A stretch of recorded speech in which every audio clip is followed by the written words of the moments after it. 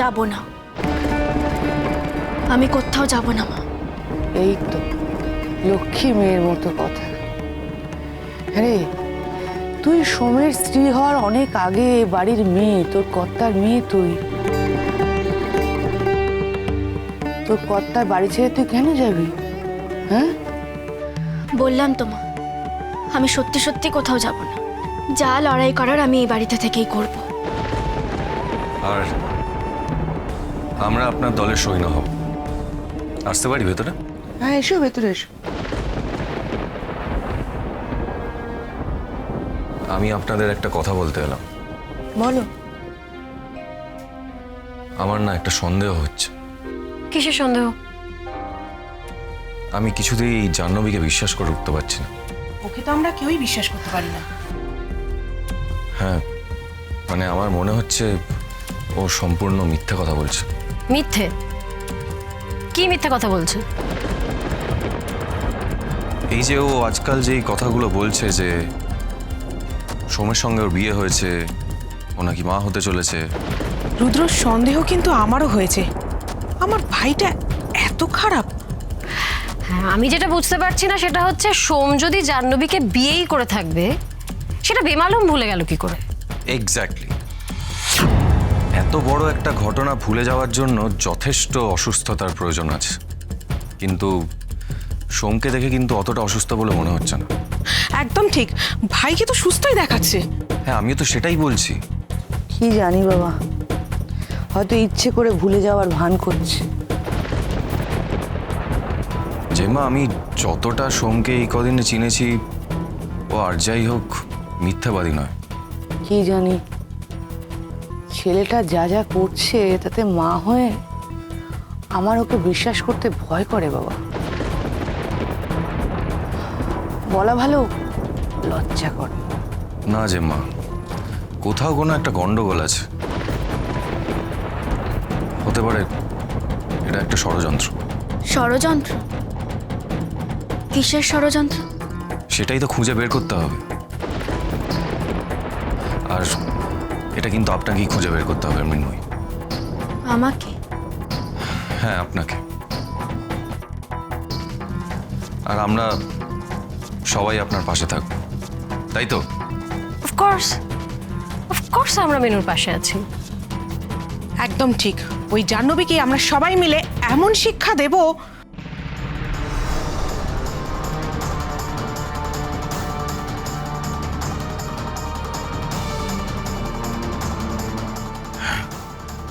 মিনু কোথায়? উনিশই মায়ের ঘরে আছে। আজ ওকে কৈফিয়ত দিতেই হবে। আমার সব কথার কৈফিয়ত দিতেই হবে।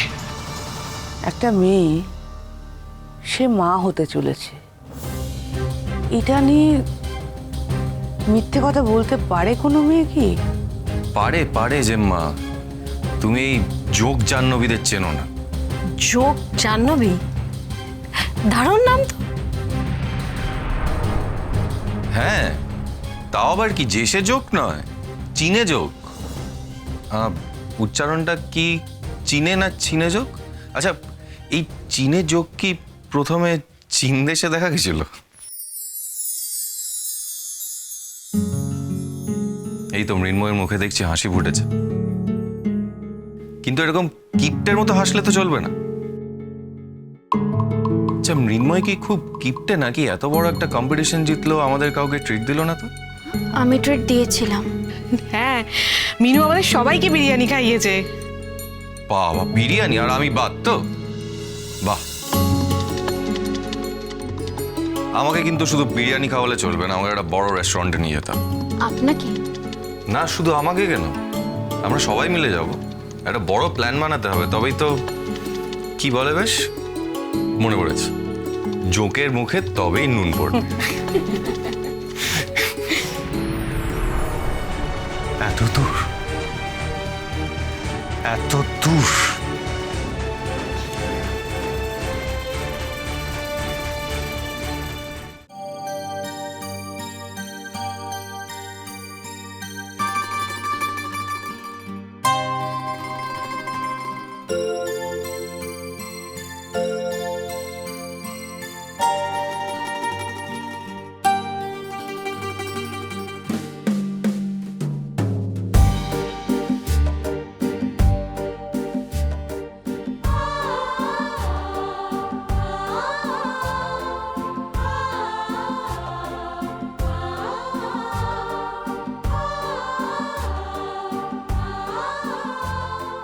জানো মা, আজ রুদ্র জাহ্নবী নামে কি বলেছে?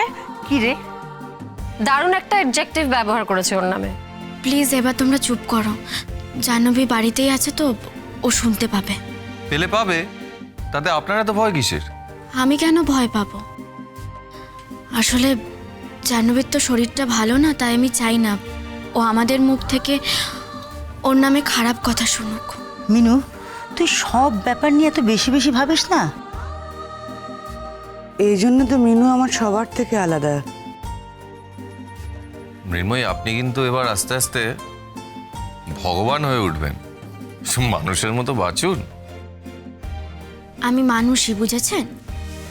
আপনি এমন করে বলছেন যেন আমি অন্য কোনো গ্রহের প্রাণী। এইটা আমার একটা বিশাল শখ ছিল ছোটবেলা থেকেই। আমার এলিয়েন দেখার খুব শখ ছিল।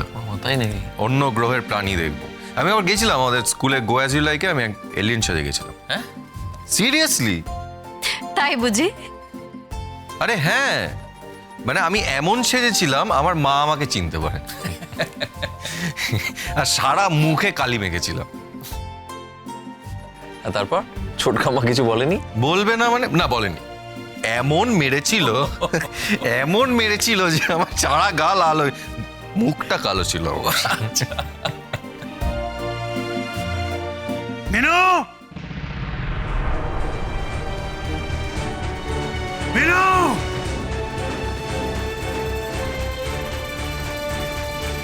সোম, কি করছো তুমি?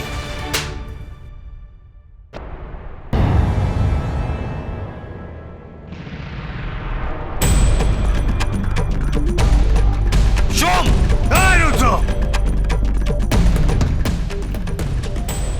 একদম কথা বলবে না। মিনু আর আমার মাঝখানে একদম কথা বলবে না। তুমি আবার আমাকে সবার সামনে চড় মারলে। বেশ করেছি। Get out, get out of my life. আমি তো সেই কবেই তোমার জীবন থেকে সরে গেছি। এবার আমার বাড়ি থেকেও বেরিয়ে যাও প্লিজ। বেরিয়ে যাও এখান থেকে।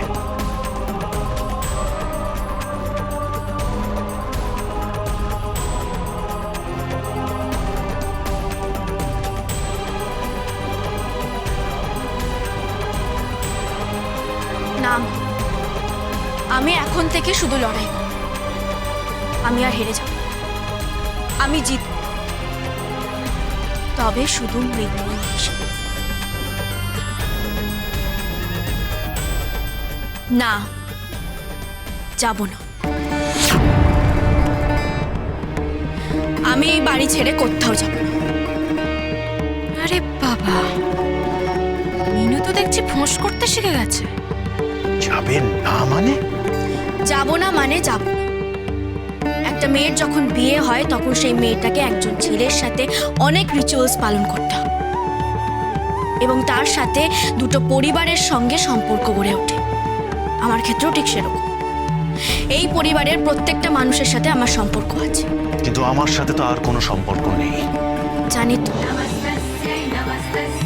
আমি সেটা খুব ভালো করে জানি, কিন্তু তাই বলে শুধুমাত্র তোমার জন্য আমি এই বাড়ি ছেড়ে যেতে পারবো না। কিন্তু বাড়িতে তো তোমাকে ছাড়তে হবেই মিনু। না, আমি যাব না মানে যাব না।